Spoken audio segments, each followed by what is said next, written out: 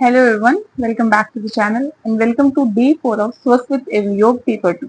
आज का हमारा टॉपिक है WHO and international health agencies. सबसे पहले हम बात करेंगे इसको इंट्रोडक्शन की, that is health is not only a countries issue.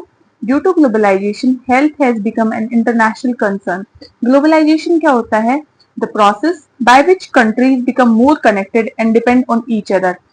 Means जैसे जैसे कंट्रीज के बीच में ट्रेड व्यापार की व्यवस्था ज्यादा होती है, टेक्नोलॉजीज आती हैं, ट्रेवलिंग कल्चर इंक्रीज होता है और कम्युनिकेशन इंक्रीज होती है, उसके बाद में हेल्थ क्या होता है? एक इंटरनेशनल कंसर्न बन जाता है। जैसे कोविड-19 आया था, तो कोविड-19 के अंदर एक कंट्री ना अफेक्ट होकर पूरी अर्थ के ऊपर इफेक्ट हमें देखने को मिला था। नेक्स्ट हमारे पास आता है health services are managed at national and international level. So health care national और इंटरनेशनल लेवल दोनों पे मैनेज की जाती है। Both government and private organisation work for health. So government and private जितनी भी ऑर्गेनाइजेशन है वो सब हेल्थ के लिए वर्क करती है। Next we have international health agencies. So there are two type of international health agencies. One is United Nations Organization means UNO. Non-United Nations Organization means non-UNO. So इन दोनों के अंदर बेसिक सा difference है, जहाँ पे ये यूनाइटेड नेशंस का part होती है और ये यूनाइटेड नेशंस का पार्ट ना होते हुए इंडिपेंडेंटली वर्क करता है। Okay, so first we have UNO. UNO का जो फाउंडेशन था वो 1945 में हुआ था आफ्टर वर्ल्ड वॉर सेकेंड। आप ऐसे लर्न कर सकते हो कि यूनाइटेड नेशंस का पार्ट है, मीन सारी कंट्रीज साथ में आ रही हैं, तो आप ऐसे लर्न करो जैसे कि इंडिया की जो इंडिपेंडेंस तो 1947 में हुई थी। सो उससे पहले इंडिया क्या था, सबके साथ में टुगेदर जो ब्रिटिश थे वो रूल करते थे। सो वहां पे कुछ भी डिविजन नहीं था। सो ऐसे आप लर्न करो कि 1945 में सब टुगेदर थे। तो उसके बाद में हमारे पास हेडक्वार्टर है इसके न्यूयॉर्क यूएसए में and members we have 193 members. So next we have meaning maintain world peace and security. UNO का काम क्या होता है? वर्ल्ड के अंदर पीस मेंटेन करना, सिक्योरिटी मेंटेन करना। Promote friendly relations between countries, encourage international cooperation and solve global problems together। ये इसके कुछ 4 मेन एम है जो आपको एज इट इज लर्न करने हैं। नेक्स्ट हमारे पास आता है मेन ऑर्गन ऑफ यूएनओ। हमारे पास कुछ मेन ऑर्गन है इसके। सबसे पहले आता है जनरल असेंबली। सो जनरल असेंबली क्या होता है? जहाँ पे मेन डिस्कशन और डिसीजन मेकिंग बॉडी जो होती है, मेन डिस्कशन, मेन जो डिसीजन मेकिंग जो बॉडी है और मेन जो डिस्कशन बॉडी है वो हमारे पास कौन है? General assembly. नेक्स्ट हमारे पास आता है सिक्योरिटी काउंसिल। सिक्योरिटी काउंसिल क्या करता है? Maintain international peace and security. So security है तो peace and security, peace and security. Next हमारे पास आता है economic and social council. Economic से आप समझते होंगे, इकोनॉमिक, सोशल और हेल्थ को जो डेवलपमेंट में हेल्प करती है वो हमारे पास ये थर्ड बॉडी है। नेक्स्ट हमारे पास आती है इंटरनेशनल कोर्ट ऑफ जस्टिस। जितने भी लीगल डिस्प्यूट होते हैं कंट्रीज के बीच में, ये क्या करता है? जितने भी लीगल डिस्प्यूट्स होते हैं, जो मतभेद होते हैं कंट्रीज के बीच में, उसको दूर करने की में हेल्प करता है। नेक्स्ट हमारे पास आता है यूएन सेक्रेटरी। सो ये जो है ये आपके डे टू डे जो भी एक्टिविटीज है यूएनओ की उसको कंडक्ट करता है। ओके, सेक्रेटरी टाइप से आप समझ लीजिए।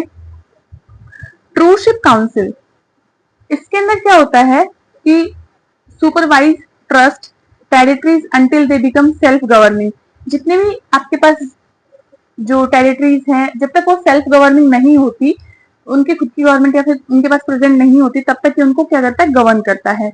ये पहले इनएक्टिव था 1994 तक, बट अभी क्या है? ये एक्टिव है। स्पेशलाइज्ड एजेंसीज ऑफ यूएनओ, यहाँ पे हमारे पास डब्ल्यूएचओ है जिसके बारे में आपने स्टार्टिंग में जब हेल्थ की डेफिनेशन पढ़ी थी तब आपने डब्ल्यूएचओ के बारे में पढ़ा था।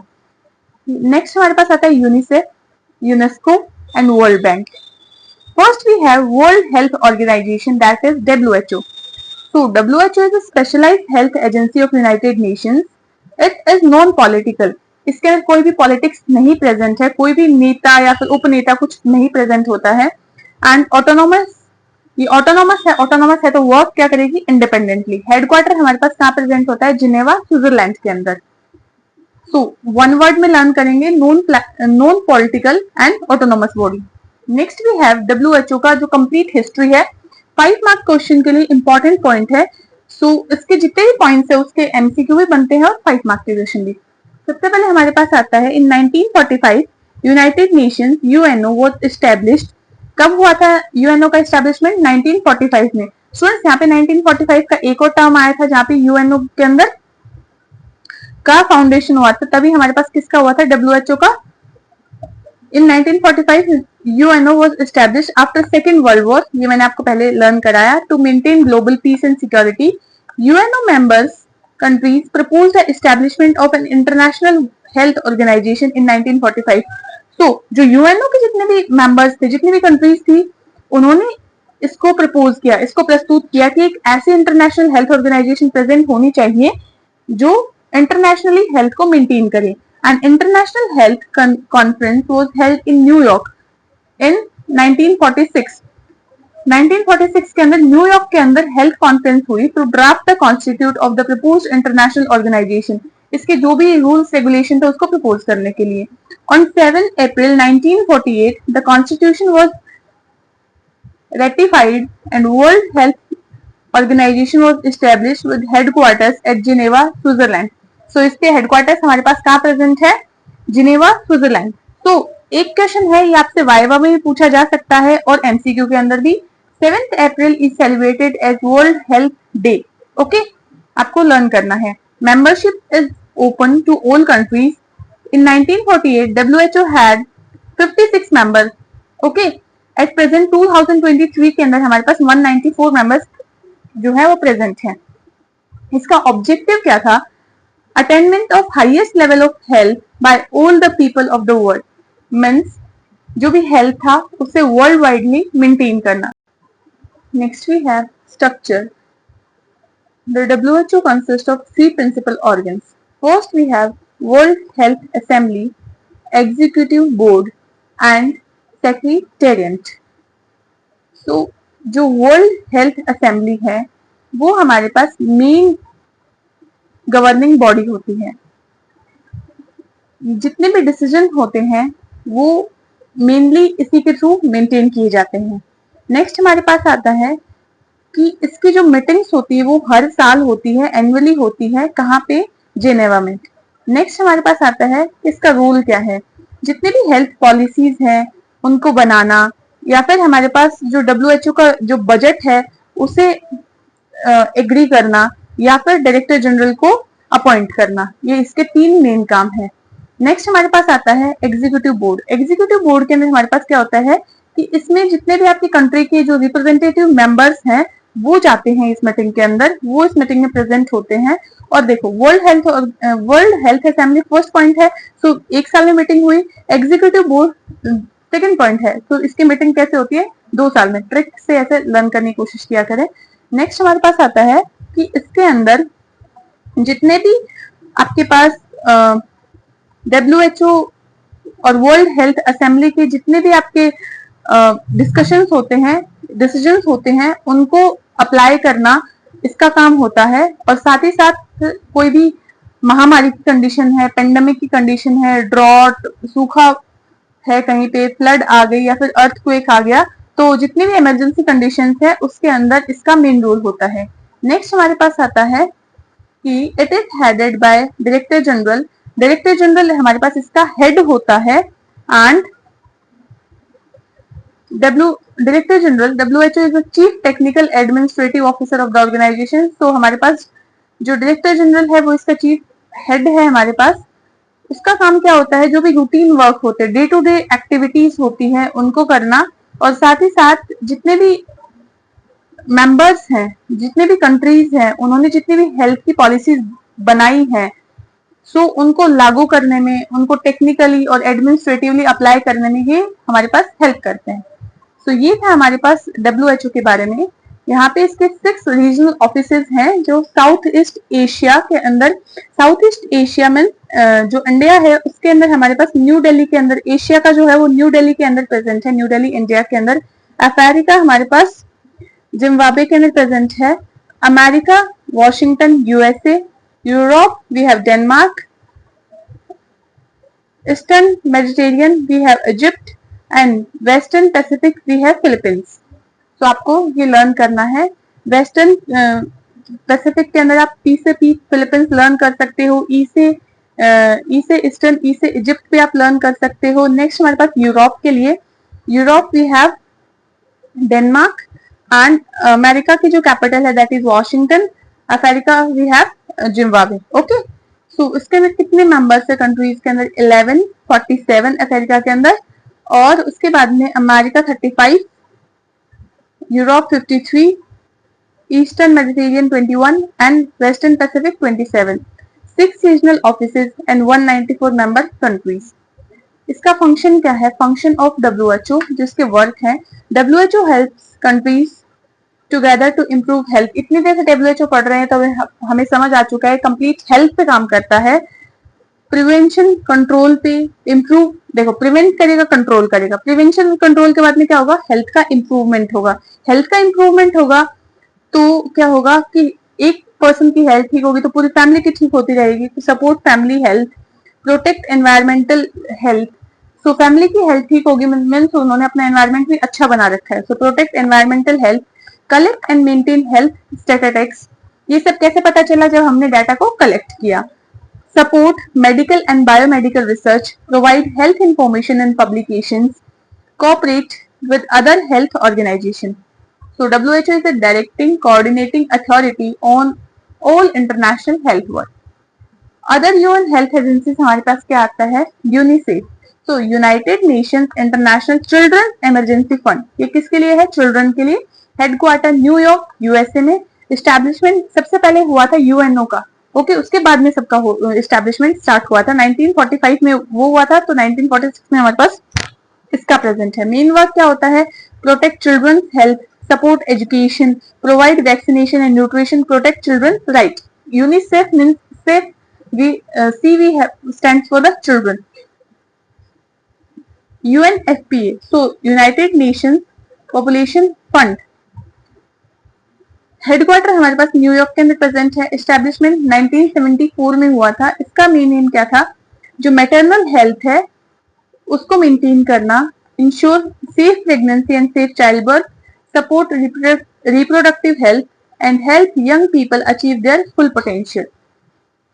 नेक्स्ट हमारे पास आता है जो अदर जो यूएन हेल्थ एजेंसीज है, UNDP means United Nations development programme. इसका डेवलपमेंट है, तो डेवलपमेंट कैसे होगा? जब पुअर्टी जो है वो कम होगी, सस्टेनेबल डेवलपमेंट आएगा and helps countries achieve sustainable development goal SDG। New York में इसका हेडक्वार्टर है एंड 1966 में इसका एस्टैब्लिशमेंट हुआ था। ILO International Labour Organisation, Geneva Switzerland 1919। So labour है, सो जो वर्कर के राइट है उनको प्रोटेक्ट करता है, इक्वल अपॉर्चुनिटीज को प्रमोट करता है, फोर्स लेबर को स्टॉप करने में और चाइल्ड लेबर को स्टॉप करने में हेल्प करता है, improve working conditions. World Bank is the Washington DC USA 1944। World Bank है, बैंक क्या करेगा? लोन देगा, give loan and financial support to the developing countries, help improve health services, support education, develop infrastructure and reduce poverty. UNESCO we have, that is United Nations Educational, Scientific and Cultural Organization, Paris, France 1945, improve education. So E stands for the education and scientific means promote science and research, promote culture. C we have culture and World Heritage Site. आपको full form याद होंगी तो आपको उसके काम अच्छे से याद हो जाएंगे। सो पहले फुल फॉर्म आपको लर्न करनी है। FAO that is the Food and Agriculture Organization, Rome Italy 1945। घूम घूम के एग्रीकल्चर, रोम का मतलब क्या होता है? बेसिकली घूमना, तो घूम घूम के एग्रीकल्चर और फूड पे ध्यान दिया। So fight hunger, agriculture improvement, promote food security, help farmers to increase the food production. ये हमारे पास सारे जो भी आपके UN ऑर्गेनाइजेशन थी। नेक्स्ट हमारे पास आता है नॉन UN ऑर्गेनाइजेशन या फिर बायलैटरल एजेंसी। बायलैटरल एजेंसी क्या होती है? Are formed by the two countries. Bilateral मतलब बायलैटरल मींस दो कंट्रीज के द्वारा ये बनाई जाएगी to provide help in the field of health and development. किसके लिए? हेल्थ और डेवलपमेंट में हेल्प की जा सके। They provide financial aid means वो मनी के अंदर हेल्प करेगी, जो भी फाइनेंशियल दिक्कत है उसमें हेल्प करेगी। टेक्निकल सपोर्ट प्रोवाइड करेंगे, training and carry out health and development programmes. तो इसके थ्रू वो क्या करेंगे, हेल्थ के जो प्रोग्राम्स है, हेल्थ या फिर डेवलपमेंटल जितने प्रोग्राम्स है, उनको ये सब कुछ अपने एंड रिजल्ट तक लाने में हेल्प करेंगे। So we have Colombo Plan that is the founded in the 1950 and aim is help developing countries। Work क्या था इसका, education, industry, agriculture, health and project. India के अंदर हमारे पास AIIMS New Delhi got financial assistance. Okay, next हमारे पास आता है USAID that is United State agency for the international development. So founded in 1961 USA, improve public health and development. किस किस पे वर्क करती है, malaria, medical education, nursing education, water supply, sanitation, communicable disease, nutrition and family planning. SIDA that is Swedish International Development Cooperation Agency 1995 Sweden reduces poverty and support development। So Swedish International किस पे इसका M क्या था, reduce poverty and support development, provide aid for the TB control। We have DANIDA that is the Danish International Development Agency 1962 Denmark provides assistance in India related to TB, blindness and leprosy। तो इसके अंदर हमारे पास जो Colombo plan था और एक हमारे पास था USAID। Next we have SIDA and DANIDA। Next हमारे पास आता है non government bilateral and voluntary health agencies. International Red Cross Society, Rockefeller Foundation, Ford foundation and CARE that is the cooperative for assistance and relief everywhere. First हम बात करें कि जो international Red Cross society है वो जिसको found किसने किया था, हेनरी ने इन 1863। Establish in India in 1920। बहुत सारे इसके अंदर न्यूमेरिकल वैल्यूज है, उसको अच्छे से लर्न करें, डेट्स को। किसमें हेल्प करती थी, Red Cross society. Red means danger, तो डेंजर कब आता है, जब भी कोई डिजास्टर होता है, अर्थक्वेक, फ्लड, ड्रॉट, एपिडेमिक और war.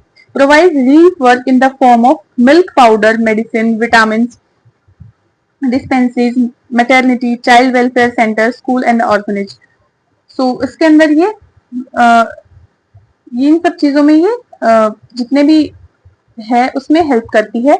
Promotes blood bank, first aid and family planning. So Red Cross है, सो बेसिकली ये ब्लड बैंक, ऐसे लर्न करिए, रेड कलर ब्लड का भी होता है, तो ब्लड बैंक को, फर्स्ट एड को, फैमिली प्लानिंग को, इन सबको प्रमोट करती है। Okay, next we have Rockefeller Foundation that is established in 1913 by the John D. Rockefeller। Purpose क्या था इसका, प्रमोट करना wellbeing of Mankind through the public health, medical education and research. जितने भी सोसाइटीज हैं उन सबका काम क्या है, हेल्थ को, एजुकेशन को और रिसर्च को प्रमोट करना। इंडिया के अंदर ये 1920 में स्टार्ट हुआ था, जैसे कि हमारे पास Red Cross society for the control of hookworm disease. कौन सी डिजीज, हुकवॉर्म। ये इंपॉर्टेंट है स्टूडेंट्स, ये एमसीक्यू के लिए इंपॉर्टेंट है। हुकवॉर्म डिजीज के लिए स्टार्ट किया गया था। Programme include training of the health worker, training of teachers, research programme and the institute. Provides fellowship, travel grants and grant in aid to medical specialist and the institutes. Next हमारे पास आता है Ford foundation, establish in 1936 at USA by the American motor businessman Ford. Okay, Ford से ही इसका नाम start होता है। Work for the development of rural health services and family planning. Family planning में इसने हेल्प किया, दूसरा हमारे पास रेड क्रॉस सोसाइटी ने हेल्प किया। Provide assistance to universities and post graduate institutes, supports professional education, research and the health projects. Next हमारे पास आता है केयर। केयर का एस्टेब्लिशमेंट 1945 में हुआ था। 1945 में यूएनओ का भी एस्टेब्लिशमेंट हुआ था। Okay, work for the welfare of the poor and the needy people. Care किसका ध्यान रखेंगे, पुअर का, नीडी पीपल का हेल्प ध्यान रखेंगे। तो हेल्थ को कैसे help in nutrition, health education, rural development, women empowerment and the disaster relief. फिर उसको कैसे हेल्प करेंगे अपन, उसकी कैसे केयर करेंगे, फूड, क्लोथ, शेल्टर, मेडिकेशन और द बेसिक नीड्स इमरजेंसी के टाइम में उसे देखें। ओके, ये इसकी समरी है, हमारे पास प्रेजेंट है। डिजास्टर के अंदर आपके पास रेड क्रॉस आता है। पब्लिक हेल्थ एजुकेशन ट्रेनिंग के आपके पास रॉकफेलर आता है। Food is the food education, research, rural health, family planning के अंदर। और केयर क्या है, relief, food, health, education and the rural development. आप इसके फाउंडर्स लर्न करें और डेट, बाकी इसका जो वो फंक्शन है वो सेम सा है सबका। नेक्स्ट हमारे पास जो लास्ट पॉइंट है वो बहुत ज्यादा इंपॉर्टेंट है 5 मार्क्स के लिए, तो इसको अच्छे से स्टडी करना है आपको। Contribution of WHO to the global acceptance of Ayurveda. Ayurveda के अंदर इसका क्या रोल है? सो ट्रेडिशनल मेडिसिन स्ट्रेटेजी ये कब आई थी? 2014 to 2023। WHO made a strategy from 2014 to 2023। Main aim क्या था इसका? To support countries in developing policies and action plans for the traditional medicine including Ayurveda. तो आपके पास ट्रेडिशनल मेडिसिन में आयुर्वेदिक जितने भी मेडिसिन है उनको इंक्लूड करने का। Integration of the traditional medicine into the health system. जो ट्रेडिशनल मेडिसिन है उनको हेल्थ सिस्टम में इंक्लूड करना। Like WHO supports the integration of the Ayurveda into the national health system, focus on the safety, efficacy and the quality of the traditional medicines. Next we have ये सब points आप learn करें। Next we have research and documentation. Research and documentation means promote research and documentation on Ayurveda, helps in the generating evidence-based information, increasing global acceptance. International classification of traditional medicine.